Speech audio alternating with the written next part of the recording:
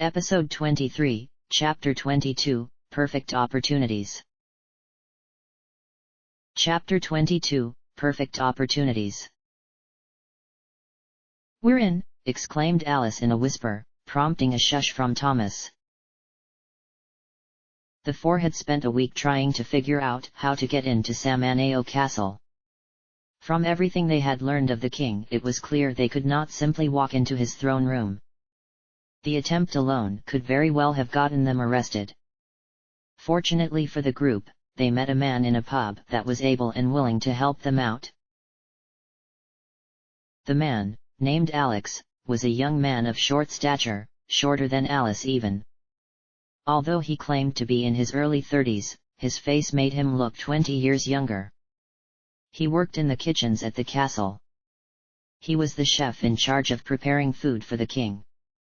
One of his assistants would deliver the food to the king. Because of this, his assistants often heard tidbits of the king's conversations. According to Alex, the king's confidence was grounded squarely in the seal over the kingdom. "He doesn't admit it to the public, but His Majesty actually does believe in the Archfiend," Alex had explained. "He denies it to the people because he doesn't want them to panic. The way he sees it, the Archfiend could never get through the seal, so Samaneo is safe as far as he's concerned. Undermine his faith in the seal and he'll have to re-evaluate his position on keeping Samaneo isolated. If he thought the Archfiend could reach Samaneo, he would be much more eager to join an alliance with other nations." The group had not revealed that they were not from Samaneo, but had implied that they knew how the seal could be broken. Alex had been excited at the revelation, believing that if they were right, the king would have to change his mind on the whole issue and stop abusing his own people. Alex had also given the group a way to gain audience with the king. He could lead them to the hidden service entrance on the east side of the castle, away from the heavily guarded main entrance. "I can show you the door and tell you the best time to come in," Alex had said, "but I can't actually get you in. The king has us locked in the kitchen. He puts a pretty strong enchantment on the door too. But if you know how to break the seal, then you should definitely be able to get past that." "I don't like it," Thomas had said later. "It's too easy, too perfect. This king, who kills his own people by the dozens for even talking about outsiders, will mystically change his mind if he sees outsiders? Just because it proves his seal isn't infallible? And we just happen to meet a man that can give us the perfect information and opportunity to speak with the king without being disturbed. It's a trap." "I agree," Suzanne had replied. "That's why we're going to make a detailed Plan B. We may even spend more time on Plan B than on Plan A." Now here they were, in the kitchen of the castle. They had found the service entrance locked and enchanted, but had used their enchanted key to gain entry. The kitchen was surprisingly small and cramped. The workers did not even stop working as they eyed the group that had entered so unexpectedly. The workers took one look at the weapons the group had and continued at their frantic pace. "I get the feeling that these people are used to armed people coming through their workspace," whispered Ron. "The king probably knows there's rebellion brewing," theorized Suzanne. "He may be preparing for a fight by concealing the movements of his men, having them use the hidden entrance instead of the main entrance." As the four made their way through the crowded kitchen, they inevitably found themselves in the way of the kitchen staff. The staff was clearly afraid to touch the armed group but would try to sneak by or get around the four with desperate effort. Never had they seen a staff of workers display such athleticism just to avoid losing a few seconds due to an unexpected interruption. The four had the distinct impression that the staff believed those few seconds could mean their lives. "Don't see Alex here," Ron noted darkly.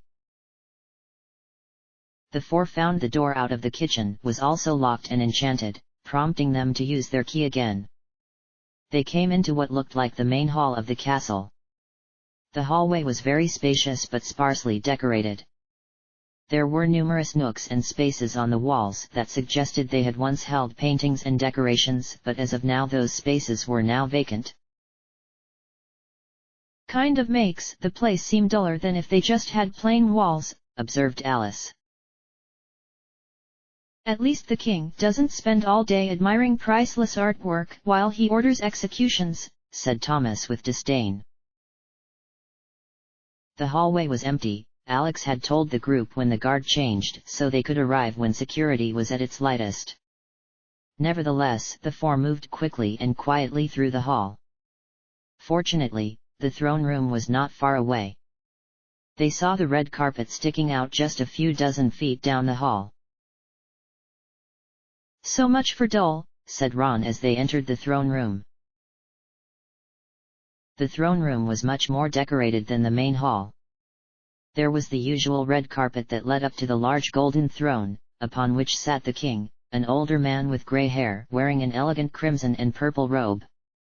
Surrounding the king were a number of young female attendants fanning or massaging him. At first glance, the women seemed attractive, but after further inspection the servants gave off a sinister and otherworldly feeling. Also unnerving was the fact that each one had red eyes. On the walls of the throne room were a number of paintings, each one portraying a vicious monster. In particular, there were several paintings of a huge, fat, and green humanoid wielding an equally huge wooden club. There were also 2 artists in the room working on making more paintings, which also portrayed the large green monster. Unlike the lady servants, the artists seemed on edge as they did their work. "Trolls," whispered Alice, identifying the large green monster. "Native to the Valley of the Necrogond. Though I was under the impression they had orange skin." So intent were all the room's occupants on their respective tasks that none of them noticed the group's entrance. As the 4 made their way slowly towards the throne, all the people seemed to notice them simultaneously. "So these are the outsiders? What brings this evil band of scoundrels to my throne room?" yelled the king. "Sounds like he knew we were around," muttered Thomas. Suzanne was undeterred. "Your Majesty, I apologize for entering your throne room unannounced, but we carry with us dire news that could prove dangerous to your kingdom." "The only danger to this kingdom is you evildoers," cut in the king. "Somebody bring the guards. These outsiders have come to assassinate me." "We have not come to assassinate you," protested Suzanne. "Your Highness, I can sympathize with your isolationist policies. The world is a frightening place. But this threat goes against all humanity and is much too powerful to be kept away with a simple seal. We must all unite to fight it. You must drop the seal." "You don't tell me what to do," grunted the king. "Now I know who has turned my people against me. All the blood spilt is your fault." "The blood spilt is our fault," yelled Thomas, unable to contain himself. "Did we execute your people for doing nothing more than talking? Did we send people to the gallows for so much as thinking that isolationism might not be the answer?" To the group's horror, the king laughed at Thomas's statement. "What choice do I have to deal with rebels?" chuckled the king. "Speaking of which, it's about time you arrived." The group turned around and found that, while they were arguing, a swarm of guards had arrived. There were a couple dozen guards wearing crimson armor, as the group had expected would be in the castle, but along with the guards were the crimson-skinned zombies the group had seen in their travels across the countryside a week earlier. "Now even the vilest of rebels can still serve his country," cackled the king. "You're sick," yelled Thomas, overcome with the horror of what he was seeing and hearing. "Keep your head, Tom," said Suzanne. "We're going to need to keep our wits about us to get out of this. Alice, will our magic help?" "I don't think so, Susie," replied Alice in a dire voice. There's no way I'll have the time to cast the teleportation spell, and the soldier's armor is magic resistant, and there's too many for you or Tom to hit with a single spell.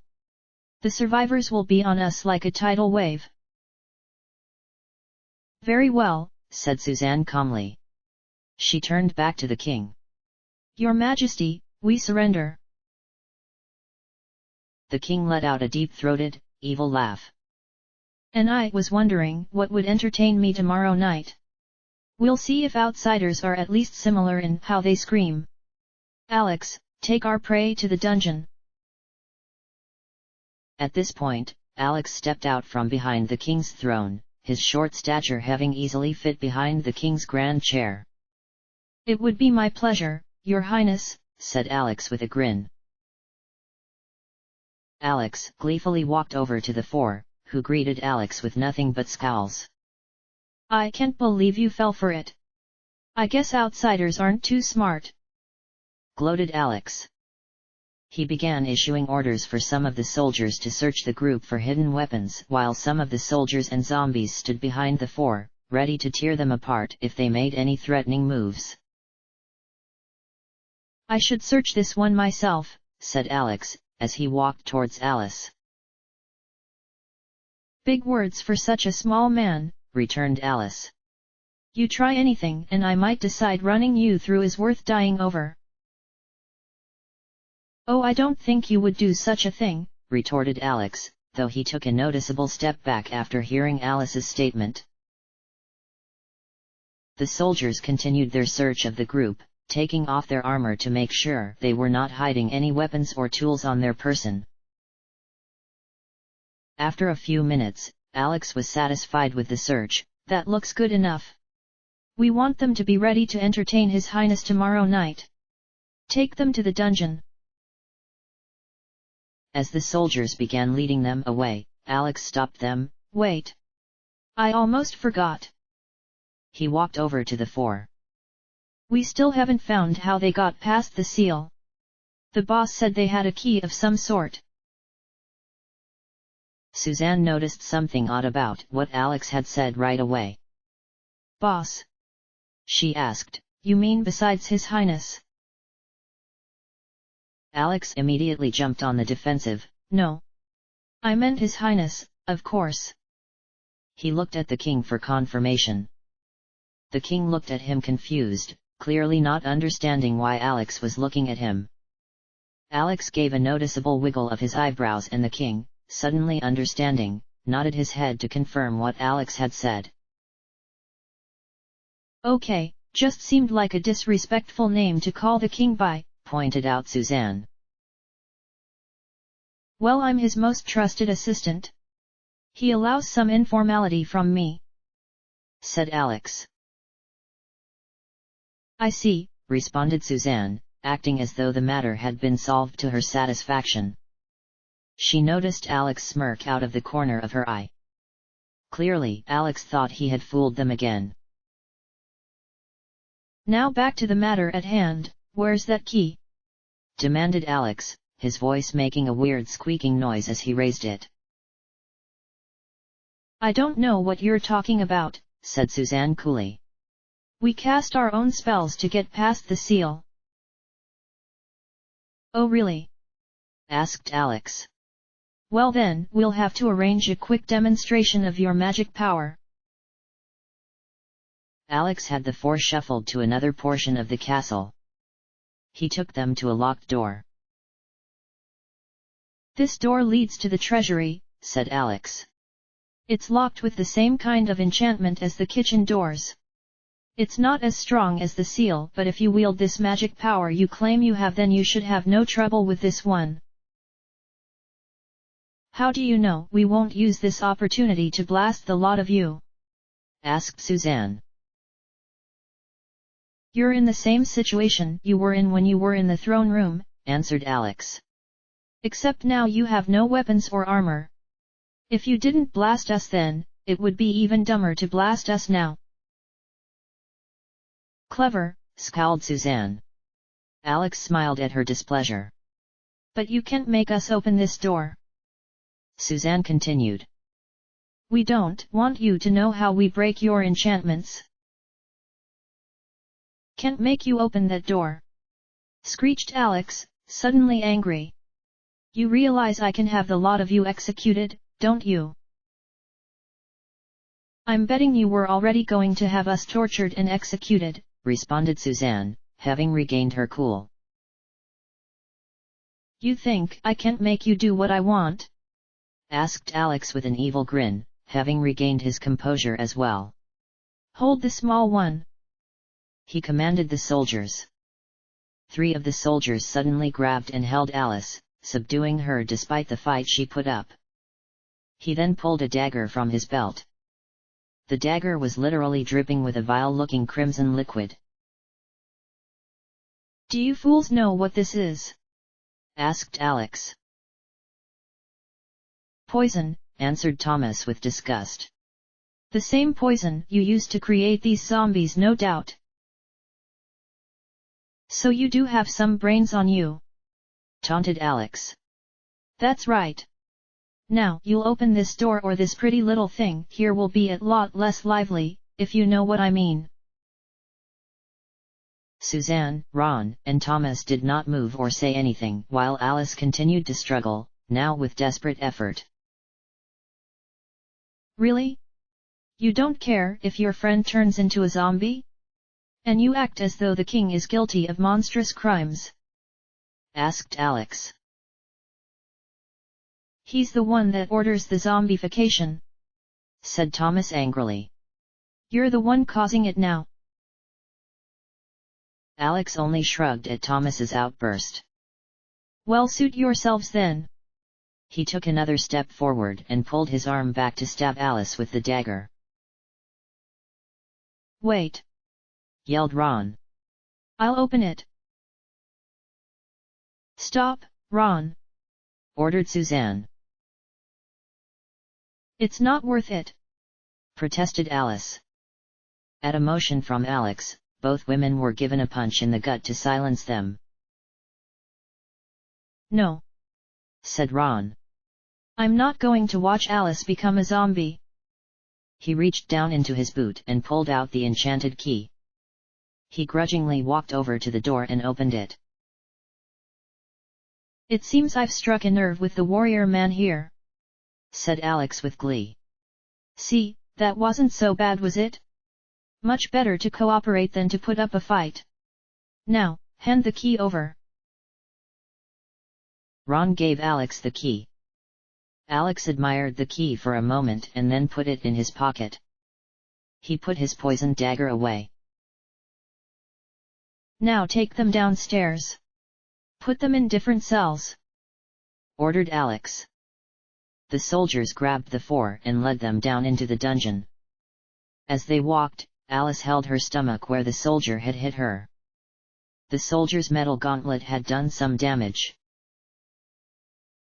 The group was led down a flight of stairs to the dungeon and each one was shoved in a separate cell. Alice fell to the ground roughly, still clutching her stomach. The doors were quickly shut and locked, leaving the 4 trapped in the dungeon underneath Samaneo Castle.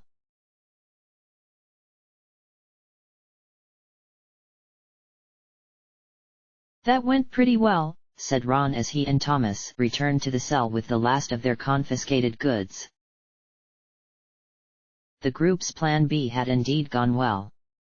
Expecting a trap from the beginning, the 4 had put a great deal of thought into what to do if they were overwhelmed and captured. One of the keys to their plan was to appear out of control of the situation. The horror of the king's actions, turning executed people into zombies, had produced very real reactions and had indeed almost made the group lose their wits, especially Thomas. But they were able to regain their composure without appearing to regain their composure. The key they had surrendered to Alex had in fact been the magic key gained from Isis, not the more powerful final key, which Alice had kept on her person. Alice had kept the key concealed using powerful magic, making it meld onto her skin. Of course, the Samaneo prison, like any good prison, had powerful anti-magic enchantments placed on it which dispelled Alice's enchantment. Alice had planned on faking a stomachache to conceal the key, and being punched in the gut by one of the soldiers had made the act much more believable. Finally, the group had actually rehearsed the act of surrendering the magic key. The four had anticipated that they might have to give up a key to satisfy the enemy, and so had worked on a routine to give the less powerful key, making the enemy believe they no longer had a means of escape. They had even worked out numerous scenarios, as they could not be sure exactly how the event would play itself out. The group had expected the decoy key to be found when they had been searched, but the guards had not thought to search their footwear. "You sure waited a while to stop him from stabbing me," Alice had complained to Ron. "I thought you were actually going to let him make me into a zombie." "Oh, come on. You don't actually think I would have let him stab you, do you?" protested Ron. "We should have let them turn you both into zombies if it'd make you shut up," hissed Thomas. Suzanne simply hushed the lot of them, silently reminding them this was not a time to make noise. After night fell, Alice used the final key to easily escape her cell and then reunite the group. The next hour had been incredibly tense. Somehow the four had to find their gear and then escape. After clearing the anti-magic field, Thomas cast a spell on the group to make them faster and improve their reflexes. Since a solo person could sneak around easier, and since Suzanne had already demonstrated herself to be the most capable when alone, Suzanne was the one to do the major sneaking around. The group had caught a major break earlier. When Alex had Ron demonstrate the magic key on a door that he claimed had been the treasury, he had only partially been lying. The room did not contain the untold riches of Samaneo, but it was the castle armory and had also been used to store the group's equipment. However, Suzanne was unable to carry the gear of all four on her own, and could not even carry all her own gear, since she dared not don her armor and shield, since it would be much more difficult to be stealthy with them. Instead, Suzanne took what she could and then also donned the crimson armor of a Samaneon soldier. She decided the disguise gave her a better chance than stealth alone, especially since the castle was kept almost completely unlit. Sure enough, she met another soldier on the return trip to the prison, and the soldier did not even turn his head at her. Upon dropping off what she had found, Suzanne gave her disguise to Ron due to the fact that if a soldier did get nosy or if she was hit by an unfortunate bit of light, the fact Suzanne was a woman would foil her disguise immediately. This time, Ron led the way back to the armory and made signals to Suzanne to let her know the way was clear. Suzanne dressed herself in another suit of Samaneon armor, and the two took back more things to the prison. Suzanne then gave that disguise to Thomas, and he and Ron made a couple more trips to and from the armory to transport the rest of the four's gear. After that, Suzanne sent the two out to check the castle's front door and analyze how difficult it would be to leave. "As easy as things have been so far, they get more difficult from here," reported Ron upon returning. "They keep 4 men on the front door, which they keep closed and barred. We saw a couple soldiers leave earlier, and they actually had to bring an officer with them to get permission to leave the castle. It's like the guards are prisoners here as well. Neutralizing the guards and getting the door open will probably take too much time," said Suzanne. "We still don't know where they keep the zombies, but judging by how quickly they got to the throne room earlier, they can't be far away. And we'll have more guards on us in no time if we start a fight." "There may be another way," whispered a voice from the next cell over, as near as the group could tell. The four, shocked that their whispered conversation had been heard, immediately went silent. The voice continued, "I have exceptional hearing, I could hear everything you said. Your 4 are the outsiders, aren't you? Are you with Matthias and his group? Have they returned?" Suzanne motioned to the others to stay still and went over to talk with the occupant of the next cell. The origin of the voice turned out to be a tall, wiry man. It was clear he was a younger man, perhaps even around the group's age, but whatever time he had spent in prison had aged him considerably. What is it to you? We've been waiting for you, whispered the man excitedly. The rebellion, that is. We've been gathering strength to challenge the king, but have been lacking in strong leadership. If Matthias has returned, we'll have the leader we need. I can neither confirm or deny that right now, said Suzanne. What were you saying about another way out? If I tell you, will you take me with you? I can be really useful.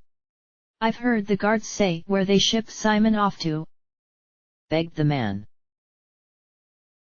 We'll see, answered Suzanne. She motioned to the man that she would be back and then went to check with the other three. Remembering the man's exceptional hearing, they went into the cell Alice had originally been put in, as it was farther away from the man. I'm getting that too perfect feeling again, Thomas said when they were sure they could talk. An alternate escape route and Simon's location? How does he even know either of these things?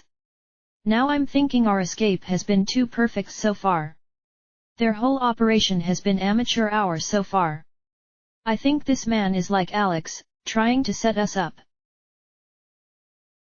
But they already have us in prison, protested Alice.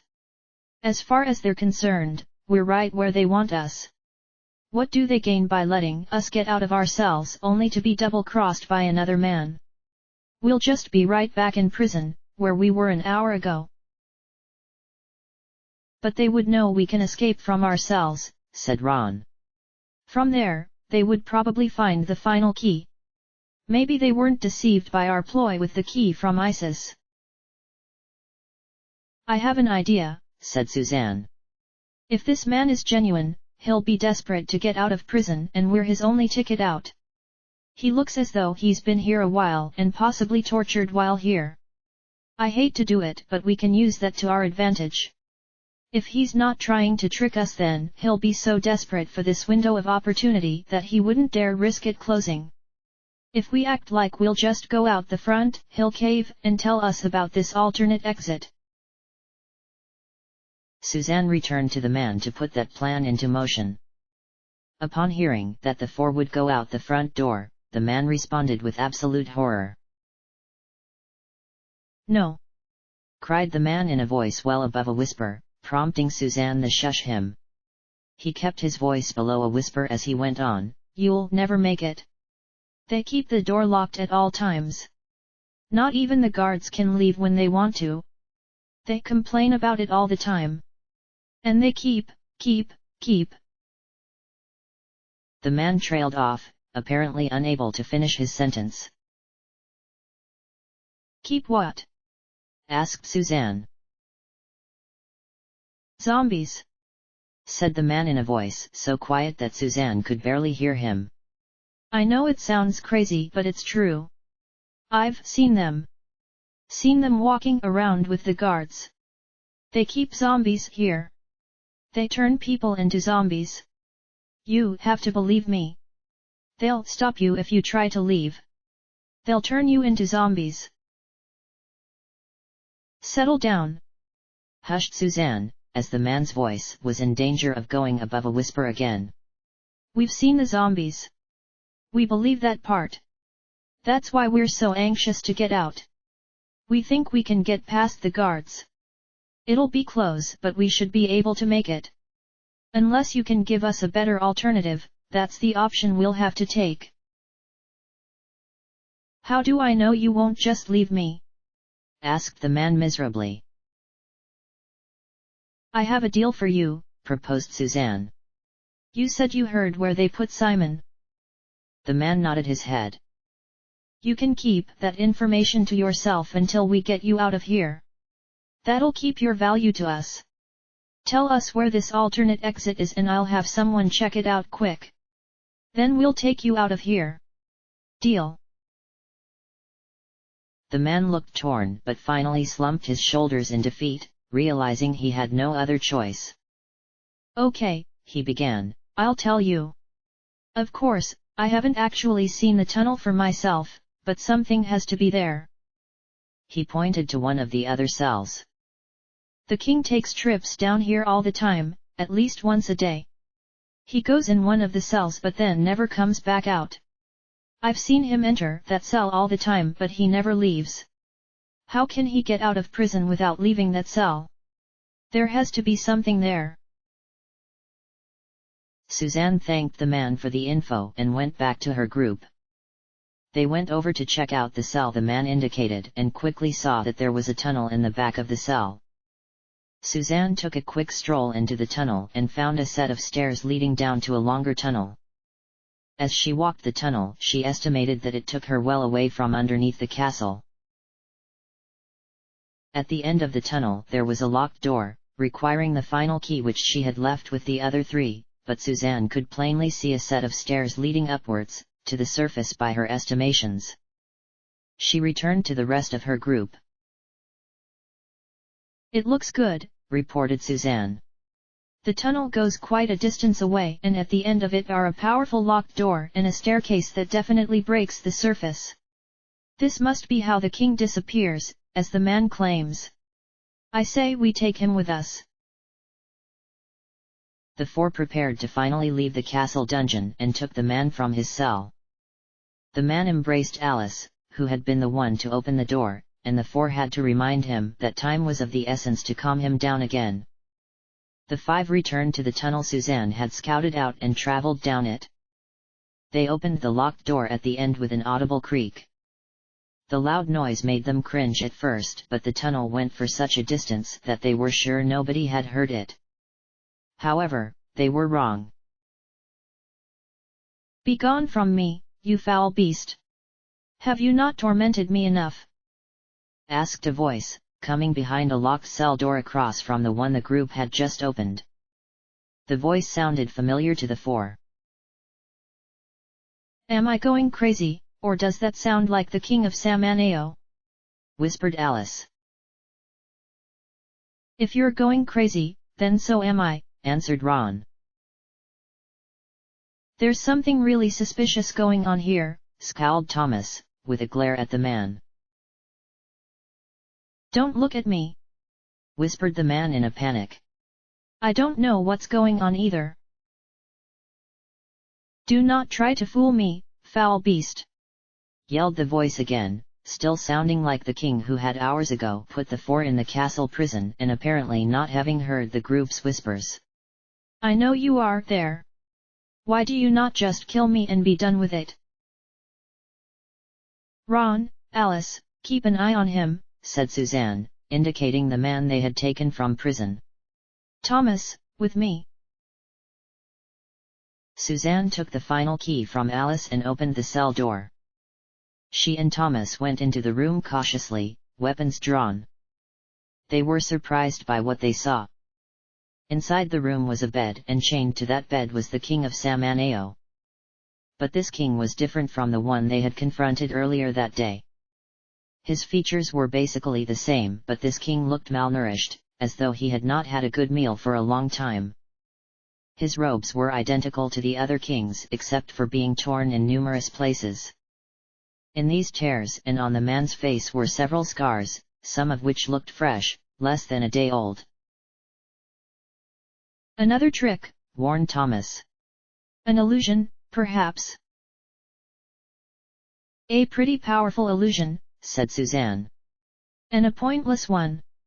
If they wanted to trap us, why not just store a horde of zombies down here to ambush us?" The king had not looked at the two as they entered, but the two had seen the man shiver as they entered. If his scars were to be believed, the man was expecting a routine torture session and either refused or could not bring himself to look at his supposed tormentors. "Sir, we mean you no harm," said Suzanne, approaching the bed cautiously. "Who were you expecting to be here?"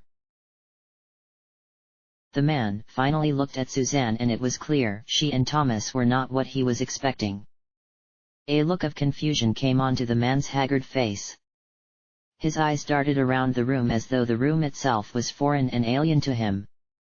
After a couple seconds of this, his eyes narrowed in a glare at Suzanne and he continued his yelling, "No, I will not fall for it. You cannot fool me, O foul one. Just bring death to me. I can be of no more use to you. Susie, whispered Ron, poking his head into the room. You have to shut him up. I think his yelling is carrying up the tunnel. They might be able to hear him all the way up to the prison. Unfortunately, despite Suzanne's best efforts to calm the man down, the man refused to listen and continued to yell at the group. Finally, Suzanne was forced to give up. Tom, I'm going to unlock the chains on him. We'll just have to carry him with us and question him later, said Suzanne. End of chapter.